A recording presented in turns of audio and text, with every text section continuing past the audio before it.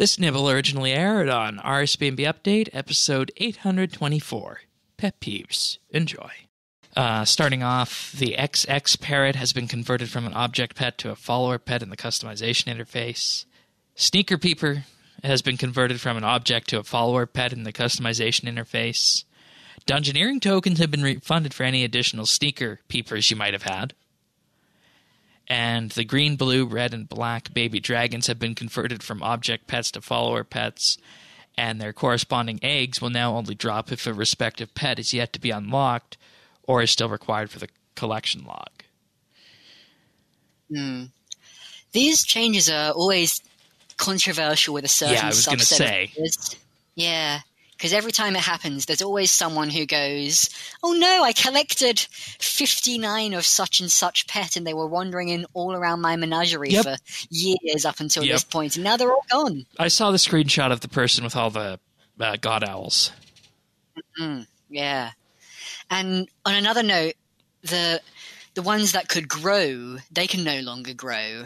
I actually had a bit of a gathering with a friend who'd been raising his Zamorak hawk, and we gathered together to watch it grow from the middle stage to the final stage, and that was quite something to have it almost like a real pet in normal existence. Yeah. So now it's people are saying they feel less real because it's less bring out the pet and more push the pet button. Yeah, Tanis, have you heard any complaints either way on this? I haven't. I mean, I guess I could kind of see that both ways. But I like the convenience, and I think it's probably the better end of the trade-off deal in that regard. But I know what you're saying, Questcaping, because I want to say I raised at least 3 or 4 penguins because I went through a penguin phase of my menagerie, and of course, then you had to have your bulldogs and your cats. The old pet shop pets. Yeah. I've had them all and raised them all. Oh, fantastic. Yeah. I wish there was a middle road here because I do see the convenience, and definitely from a technical standpoint, it's better to consolidate them rather than having a dozen different systems. But all the same, it'll be nice to keep these real feelings going in some way that works better, because the legendary pets can grow, for instance. Yeah. So the tech is there. Yeah. Just wish it would be... Well, it's a bit too late now for everyone's gardens full of dragons, eh? Yeah, and people have been wanting something to be done with the menagerie, I think. Because you remember one of the Rune Labs ideas that came out really high on the polling was the pet park. Yes. And, they said, we don't exactly know what we want to do with this, but we get that you guys have something with your pets. And it feels like that this Ninja Strike did this. And, well, this is, I think, the cleanliest option clutter-wise. It takes that little bit away from it. If you want to, just grow another one. The clutter is a very human thing, isn't it? Yeah. So. But at the same time, I mean, I don't think this really scratched the itch for what people kind of wanted pet-wise. No. I mean, I think they were okay with a pet park because a menagerie would be part of a construction rework, and, well, a lot of people have just given up hope.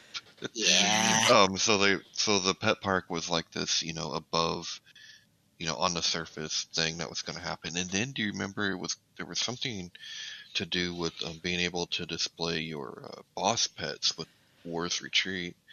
That was never iterated on, and as I understand it, it's still an option going forward. It's just a question of resources and time. Right. So I mean, there's definitely a want for something something more, I think, and there appears to be like an acknowledgement, on Gigex's side too. And maybe they needed to clean it up before they could maybe make the next step. I don't know. Yeah, and I think, like you said, the answer is in the form of the legendary pet that can grow. Same thing also happens as, you get more rune score with the rune score pet. That changes appearance. So from that, we can infer that the hooks in the game are there so that pet growth can be tied to pretty much anything that they want, whether that be time, whether that be quest points or GP or a level. It can be tied to that. They can be dynamic, yes. Yeah.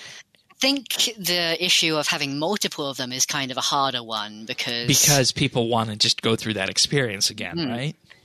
Yeah, because now it's one unlock and done, and I don't think there's any case where there's a workaround for that. Yeah, and I mean, I still have 50 of each colored egg in my inventory or in my bank. What am I going to do with those at some point, right? I mean, I'm going to hold on to them should they ever be used for summoning. What's that? Oh, what's it called? Did you do a spell on those eggs? And dude, this is niche, but it used to make money. What's it called? Incremation? What? It's a cobra scroll. A cobra. What are you talking about? This is some arcane bit of summoning that is absolutely nonsense to me. Yeah. Yes, you take a cobra summoning pouch, get the do the special scroll, and you do it on. Is this real? Eggs. Yes. I just looked it up. Ophidian incubation scroll. See? And you used to be able to make some decent money. Oh. Yeah. So convert vulture. Let me guess, this came from the triplets, Tanis. I plead the fifth. No, this one didn't come from them. This one was from one of my other skilling legends. God, the tiny little things stashed away in this game. And then with this, what do you do with the egg?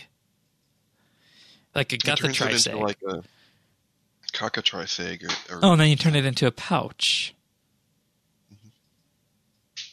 Spirit Saratrice and whatnot. Oh, wow. Just these incredible spirit versions of the... The Vulturetrice egg is 51k GP. Yeah. Pengatrice egg. Oh, wow. And what's the point of these familiars? Does anyone use them? I have a petrifying... I don't know that part. That's me. I wasn't in that part of the food chain, but... Yeah, this is its own tiny little niche that I can't imagine being relevant at all these days, but it's one of those things that I'm kind of glad it exists, because RuneScape is like that. There's always these weird little things. Interesting. So the Spirit Vulture... It might come in handy.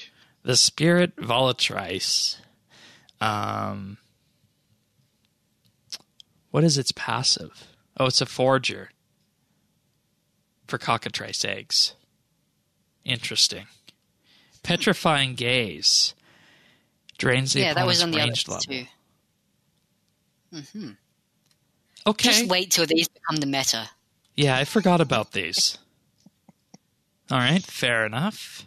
You can find full episodes of RSBANDB Update right here on this YouTube channel. If you found this video useful or just enjoyed it, like and subscribe, or leave a comment.